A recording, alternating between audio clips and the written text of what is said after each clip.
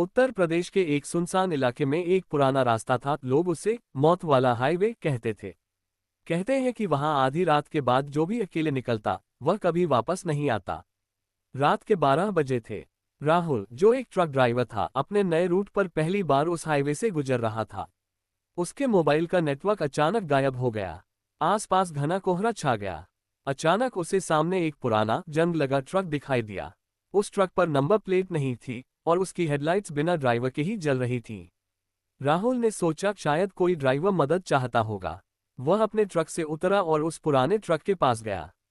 जैसे ही उसने दरवाजा खोला, अंदर कोई नहीं था, लेकिन ड्राइवर सीट अपने आप हिल रही थी। राहुल के माथे पर पसीना आ गया।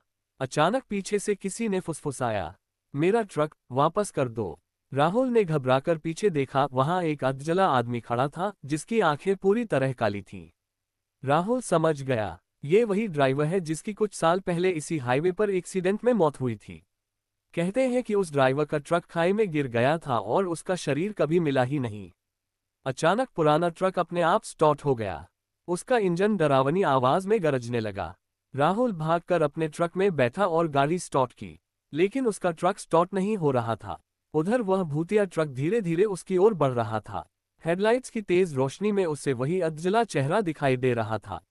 राहुल ने भगवान का नाम लिया और चाबी फिर घुमाई। इस बार ट्रक स्टार्ट हो गया। वह पूरी रफ्तार से भागा। पीछे से भूतिया ट्रक उसका पीछा कर रहा था।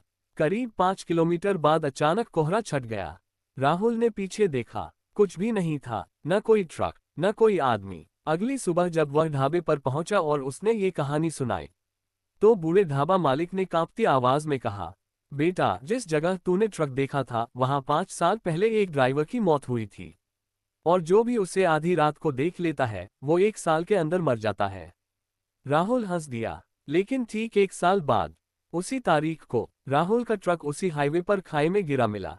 और तब से हर साल उसी तारीख को 2 ट्रक दिखाई देते हैं, एक पुराना और एक नया, और दोनों में कोई ड्राइवर नहीं होता।